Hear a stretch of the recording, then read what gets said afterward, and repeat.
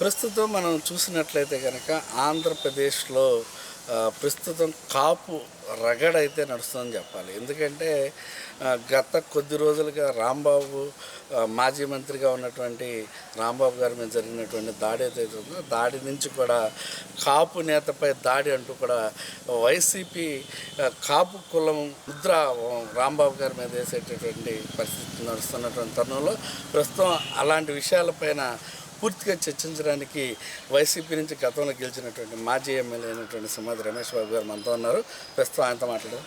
Sir చెప్పండి, అసలు కాపు అనే ముద్ర అంటే ఇప్పుడు మనం చూసుకున్నట్లయితే రాంబాబు గారి పిల్లలేమో చౌదరీసులు చేసుకున్నారు, కానీ రాంబాబు గారినేమో కాపు నేతపై దాడి అంటే వైసీపీ మాజీ మంత్రి కాపు నేతపై దాడి అంటూ కూడా వస్తున్న తరుణంలో సోషల్ మీడియాలోనే రివర్స్ యాంగిల్లో వస్తుంది.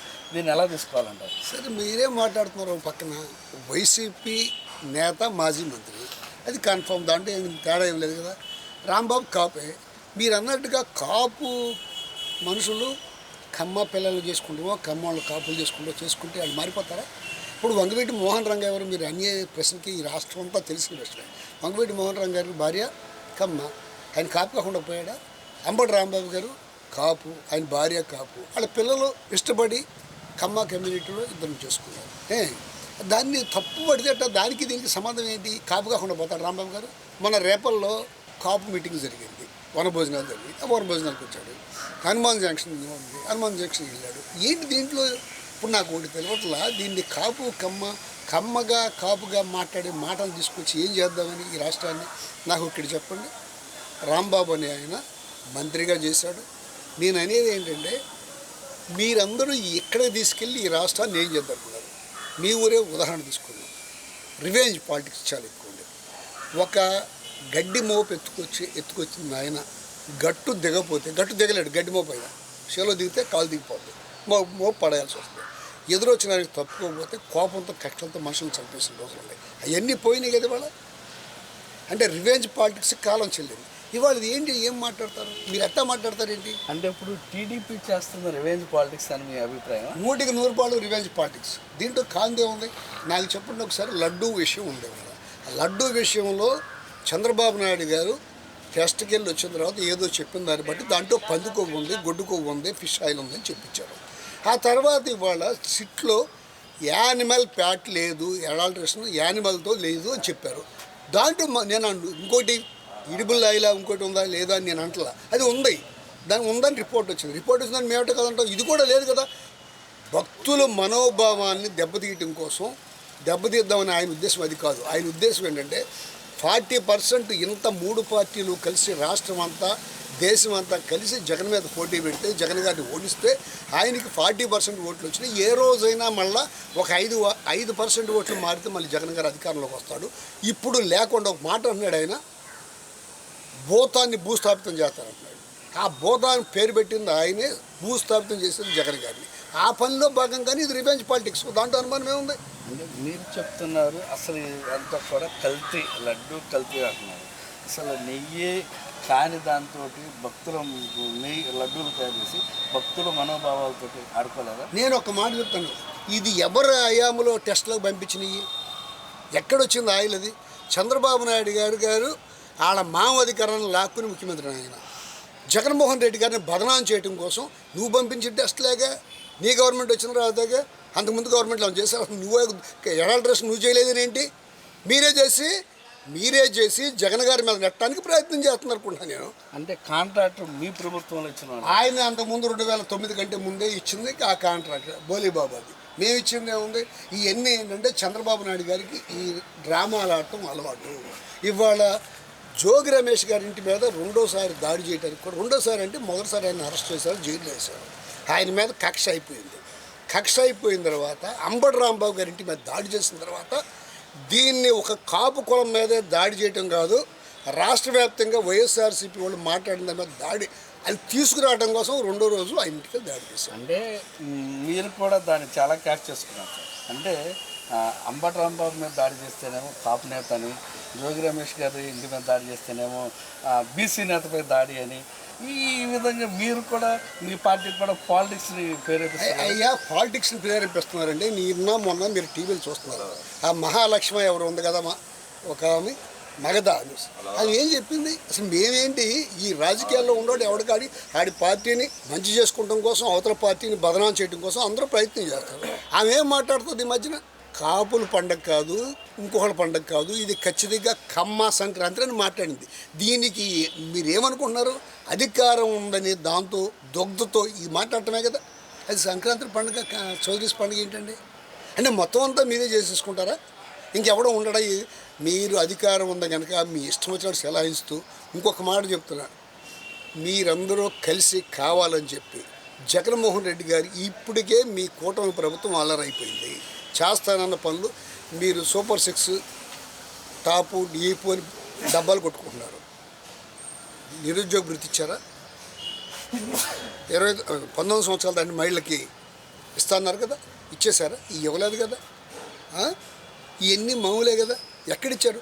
ఇవాళ ఫీజు రింబర్స్మెంట్ ఎన్ని సెమల బాకీ ఉంది? ఇవన్నీ ఏంటంటే ఒక్క మీరు ఇచ్చే పెన్షన్ తప్ప మిగిలిన ఇవన్నీ ఏది ఇవ్వట్లా. ఇదంతా మీరు మోసం.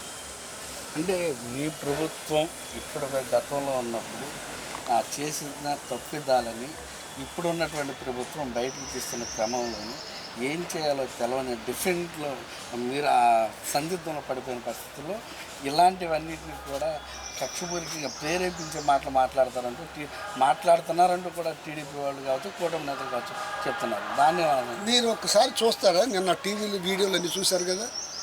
ఒక మహిళ గ్రంథాలయం చైర్మన్ గారు రాంబాబు గారి కారాన్ని కలిపాడు. నా కొడక నుంచోరా ఆపరా అని బూతులు తిడుతూ ఎమ్మడబడి కర్రలు పుచ్చుకుని బాగుతున్నప్పుడు రాంబాబు గారు పొరపాటు మాట్లాడారు. నేను మాట్లాడలేదంట. మాట్లాడిన తర్వాత ఇంటికి వెళ్ళి నా అంతరాత్మ ఒప్పుకోవట్లేదు, నేను ఈ పని చేయాల్సింది కదా, మాట్లాడాల్సింది కదా అని చెప్పాడు. నాకు ఇంకో మాట దొరికి ఎక్కడైనా మనిషి పొరపాటున ఒక మాట రాదా? అతను లిమిట్స్ దాటి అతన్ని ఇబ్బంది పెట్టే స్థాయికి దాటికి వెళ్ళిపోయిన తర్వాత ఆ మాట వచ్చింది. ఇంకోటి అడుగుతున్నాను, ఈ మధ్యన 23 కోట్ల లక్షల ఉద్యోగాలు అన్నాడు చంద్రబాబు నాయుడు గారు. అది నిజంగా చెప్దామని చెప్పాడో అన్ఎక్స్పెక్టెడ్గా వచ్చిన మాట? అన్ఎక్స్పెక్టెడ్గా వచ్చిందే కదా అన్నాడు కదా. అవి 23 లక్షల కోట్ల ఉద్యోగాలు ఇస్తున్నాను ఈ 18 నెలలు. అది పొరపాటున వచ్చిన మాట అని నేను అనుకుంటున్నాను. అట్లాగే రాంబాబు గారిని కూడా రెచ్చగొట్టడం మూలంగా, తిట్టడం మూలంగా, బాధపడటం మూలంగా వచ్చింది అది. మీరందరూ మాట్లాడితే కాపు కులాన్ని ఓని రాంబాబు కాపెట్ట కాకుండా పోతాడు. నా భార్య కాపు, నేను కాపునే. నా భార్య కమ్మ, నేను కాపునే. నా పిల్లలు మా పాప ఇంకో చౌదరి అబ్బాయికి ఇచ్చాము. ఏంటి దాంట్లో తప్పు? ఈ రాజకీయాల కోసం ఈ కులాలన్నీ ఎత్తుకొచ్చి అంటగట్టి ఇట్లా మాట్లాడడం తప్పు కదా. ఇంకొక మాట, అసలు మొన్నటి సంబంధం లేకుండా సంక్రాంతి పండుగ, కమ్మ పండుగ, పప్పుల బొప్పులు ఆళ్ళే వండుకుంటూ నేర్పారనే మాట, అది వాళ్ళందరూ హర్షిస్తారా? కమ్మ కమిటీ అంతా హర్షిస్తుందా? మీరు రాజకీయాలు ఉండేవాళ్ళు సకుచి మర్దన కోసం సంకలు కొట్టుకునేదానికి మాట్లాడిన మాట. అంటే రానున్న రోజుల్లో కుల వ్యవస్థ అనేది ఇప్పుడు వాస్తవంగా మనం చూసుకున్నట్లయితే కాపు కమ్మ మధ్య గొడవగా ఇది చిత్రీకరించే విధంగా ఉంది. మీ పార్టీ దీనిపైన ఎటువంటి చర్యలు తీసుకోబోతుంది? మీ అధినాయకుడు దీనిపైన ఎటువంటి స్టెప్ తీసుకోబోతుంది? మీరు అనవసరంగా మేమేదో చేస్తున్నామని, మేమేదో మాట్లాడుతున్నామని అసలు నా మనస్ఫూర్తిగా నేనేం అనుకుంటున్నానంటే, ఒక పక్కన పవన్ కళ్యాణ్ని బదనాం చేసుకుంటావు. ఈ మధ్య దావోస్ వెళ్ళారు కదా తండ్రి కొడుకులు ఇద్దరు. అక్కడ పవన్ కళ్యాణ్ కనపడరా? ఉన్నాడా పవన్ కళ్యాణ్ గారు? పవన్ కళ్యాణ్ గారిని ఒక పక్క నుంచి మీరు అతను చేయాల్సిన డ్యామేజ్ చేసుకుంటా వెళ్తా, ఇంకొక పక్కన కాపులు అంటారండి. మీరు మాట్లాడితే మీరు కాపుల అభిమానులు మీరు మాట్లాడలేదంటారు. ఉండదా? మీరు కొన్నిసార్లు కూడా ప్రస్తావించినప్పుడు పవన్ కళ్యాణ్ గారు ఎలా ఉండాలో కొంచెం జాగ్రత్త కూడా చెప్తున్నట్టు. అంటే ఆయన కాపు అని మీకు ఆ ప్రేమ ఇంకా మీ మధ్యలో ఉన్నట్టేనా? అది మీరు చెప్పిన దానికి అర్థం లేదు. నేనేమి ఆయన సలహాలు ఇస్తే నేను ఏరియా పార్టీలో నేను సలహాలు ఇస్తే ఆయన ఎందుకు తీసుకుంటాడు? ఇప్పుడు ఎవరి పార్టీ సలహాలు అనుకుంటాయి. ఎవరికైనా నాకు అంతకు ముందు ఉండేది కాదు, కానీ ఈ మధ్య కూడా నాకు ఎక్కడో ఇన్నర్గా ఒక కనిపిస్తుంది. ఏం కనిపిస్తుందంటే, జనం కోరుకునేది కూడా నిజమే కదా అనిపిస్తుంది. రెడ్డి గారు ముఖ్యమంత్రి అయ్యాడు, చౌదరి గారు ముఖ్యమంత్రి అయ్యాడు, ఇంకొక ఆయన ముఖ్యమంత్రి అయ్యాడు. కాపుల నుంచి ఎందుకు కాకూడదని మొన్నటిసారి కాపులు అందరూ ఈయన అమ్ముతుంటారు. ఇవాళ అటువంటిప్పుడు ఏదన్నా కావాలని చెప్పి కుట్ర చేసి చంద్రబాబు నాయుడు గారు పవన్ కళ్యాణ్ని అల్లరి చేస్తున్నప్పుడు, ఇటువంటి అల్లరి చేస్తాను వీళ్ళకి తెలిసి చావట్లేదు ఏంటి అనే బాధ మాత్రం నాకు ఉంది. అంటే గతంలో కాపుల ఓటు వల్లే మీరు ఓడిపోయారు, ఇప్పుడు ఆ కాపులందరినీ మీ వైపు లాక్కోవాలనుకుంటున్నారా? జనరల్గా ఎక్కడైనా జరిగేది అదే. ఇవాళ మొన్న రెడ్లు కూడా 30% పైన ఓటేశారు తెలుగుదేశానికి. ఇప్పుడు వేస్తారా? ఇటువంటి అరాచకాలు చూసిన తర్వాత, ఇటువంటి ఇబ్బందులు చూసిన తర్వాత తేరు కదా. అట్లాగే కాపులు కూడా మారుతారు. మార్చుకోవాల్సిన అవసరం మాకుంది. మేము మంచి చెప్పి మార్చుకోవాలి తప్ప దెబ్బలాట్లకి యుద్ధాలు చేసి మేము మార్చుకుందాం అనుకోవట్లా. ఇప్పటి నుంచి కూడా ఇలాంటప్పుడు మరి కాపు నాయకులు ఒక 10% నుంచి 20% రిజర్వేషన్ కావాలని అడిగినప్పుడు మీ అధినాయకుడు జగన్మోహన్ రెడ్డి గారు అసలు కాపులకి రిజర్వేషన్ ఇవ్వడం కుదరదనే మాట్లాడుతున్నారు. అది మాట్లాడలే, మీరు ఇంకో పొరపాటు మాట్లాడుతున్నారు. నామ్స్ ప్రకారం సెంట్రల్ గవర్నమెంట్ పెట్టిన దాని ప్రకారం ఇది వీలు కాదు, సాధ్యమయ్యే పని కాదు అని చెప్పాడు. ఆయన దొంగ అబద్ధాలు చెప్పడం, మీకు కాపుల రిజర్వేషన్ ఇస్తానని చెప్పడం 2 సంవత్సరాలు అయిందిగా, 18 నెలలు దాటిపోయిందిగా. ఇచ్చారా? ఇవ్వలేదు కదా. కాపులందరం మోసం చేసినట్టే కదా. అసలు కాపులకి ఇందులో వాల్యూ ఎక్కడ చెప్పండి. పవన్ కళ్యాణ్ గారు అమ్మటం గెలిచిన 22 మందిలో సుమారుగా 18 మందో 17 మందితో లోకేష్ గారు టచ్లో ఉన్నాడు. ఈడ చేసేదంతా మొత్తం అంతా ఇవాళ కనపడుతుంది, మీకు కనపడుతుంది ఏంటంటే ఈ రెడ్ బుక్ రాజ్యాంగం అనేది లోకేష్ గారే చెప్పి చేస్తున్నాడు. ఈ హుషారంతా ఆయనదే. చంద్రబాబు నాయుడు గారికి చెప్పకపోయినా ఆయన ముఖ్యమంత్రి అవడం కోసం అప్పర్ హ్యాండ్ తీసుకుని ఎన్ని చేస్తున్నాడు. ఇంత ఇబ్బంది పెడుతుంటే ఖచ్చితంగా పిల్లని ఎదురు తిరుగుద్దంటారే అంటే ఎదురు తిరిగే పరిస్థితి వస్తుంది. మొన్న జరిగిన ఇన్సిడెంట్ నేను ఒకటే మాట చెప్తున్నా. లడ్డూలో పంది కొవ్వు కలిసింది, గొడ్డు కొవ్వు కలిసింది అని ప్రచారం చేసింది ఎవరు? వాళ్ళే కదా. సుప్రీంకోర్టు ఆ రోజు నేను చెప్పింది, ఏ ఆధారాలు లేకోకుండా మీరు ఎందుకు ఒక రాష్ట్ర స్థాయి ముఖ్యమంత్రి స్థాయిలో ఉండి మీరు అట్లా మాట్లాడుతూ తప్పు కదా. మళ్ళీ ఇవాళ కూడా ఆ స్టాండ్ మీదే వాళ్ళు వెళ్తున్నారు.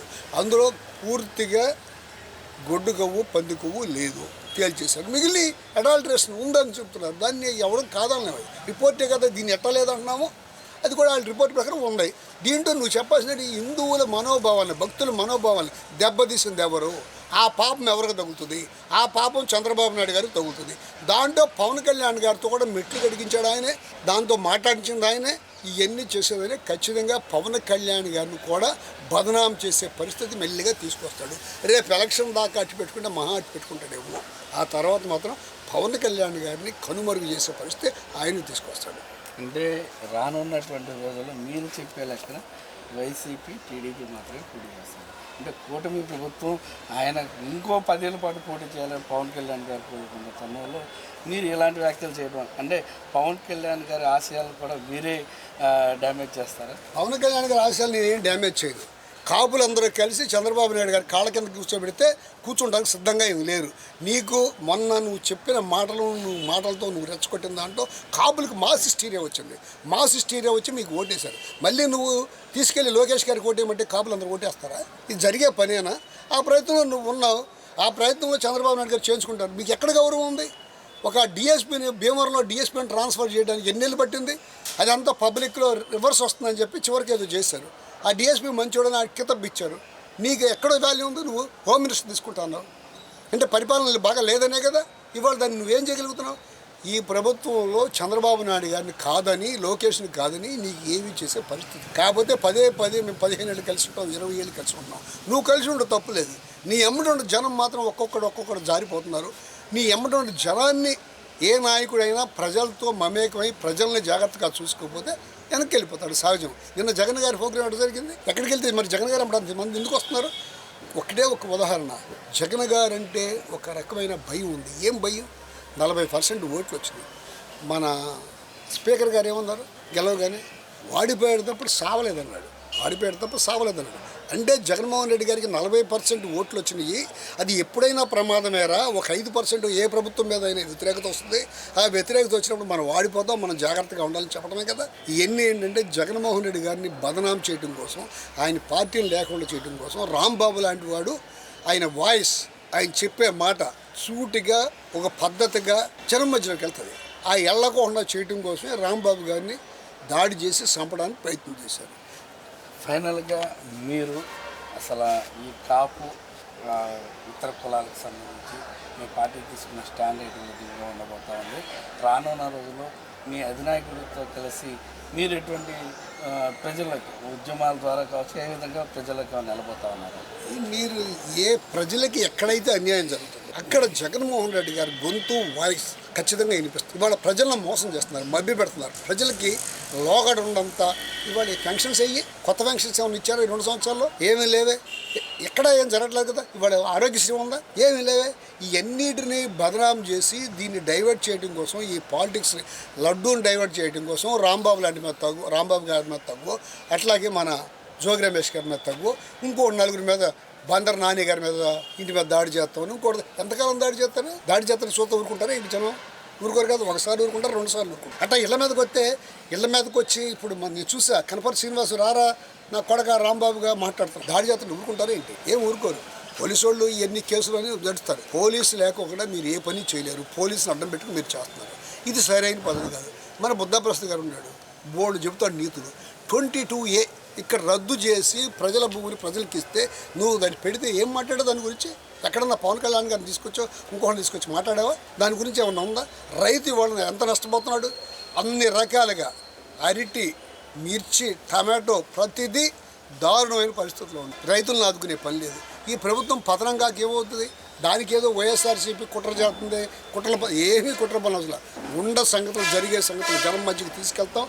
ఖచ్చితంగా ఈ రాష్ట్ర ప్రభుత్వం పతనం అవుతుంది ఖాయంగా. 18 నెలల్లోనే ఎంత అలరైందో మీ అందరికీ తెలిసిందే. కులాలనేది, మతాలనేది ఎంత కుల ఇది లేకపోతే సంక్రాంతి పండుగ అంటుందండి ఆవిడ పబ్లిక్గా. మళ్ళీ నేను అనలేదంట. ఇవాళ ఇంకొక పాత వీడియోలు కూడా ఉన్నాయి. ఆ కులాల ప్రస్తావన మానేయాలి. మా రక్తం ఎక్కించుకొని మీరు సీఎం అవుతారు. మరి పవన్ కళ్యాణ్ గారు ఆ రక్తం ఎక్కించుకుంటాడా సీఎం అవడానికి? మీరందరూ చూసిన వీడియోలేగా. నేనేం కొత్తగా మాట్లాడట్లా, తప్పుగా మాట్లాడట్లా. నా ఉద్దేశం ఏంటంటే ఈ కులాలు మతాలు అనేది రాజకీయ పార్టీల స్వార్థం కోసం తప్ప ఈ కులాలు అనేది ఖచ్చితంగా కల్పన. ఈ కల్పనలో కులాలను తీసుకొచ్చి రెచ్చగొట్టి ఓటు అవుదాం అనేది చంద్రబాబు నాయుడు గారు మనం సక్సెస్ అయ్యాడు. పవన్ కళ్యాణ్ గారిని తీసుకుని సక్సెస్ అయ్యాడు. ఆ విషయం మేము ఆ పనిలో లేవు. ప్రజలందరికీ విద్య, వైద్యం చెప్పిన పనులు చేసేటట్టుగా మనుషుకు దగ్గరయ్యాం.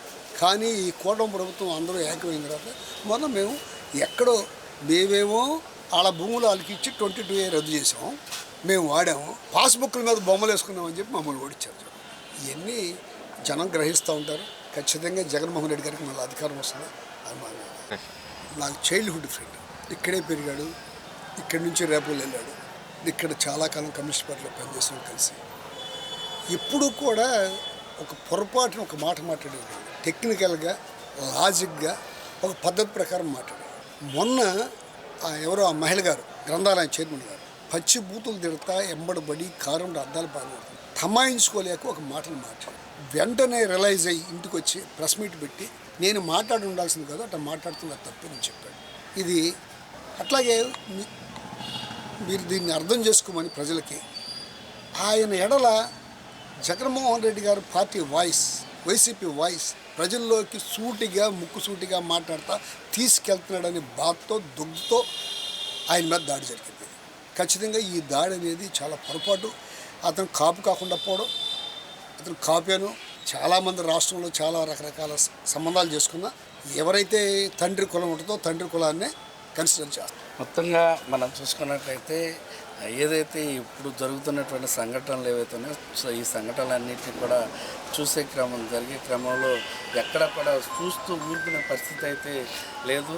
రానున్న రోజుల్లో ప్రజోద్యమం ముందుకు సాగబోతోంది. ప్రజల్లోనే ఈ వ్యతిరేకత వచ్చేటటువంటి పరిస్థితి ఉంటుందంటూ కూడా మనతో పాటు సింహాద్రి రమేష్ గారు మాట్లాడడం జరిగింది. కెమెరామ్యాన్ ప్రవీణ్తో జీవి సాంబశివరావు, అవనిగడ్డ.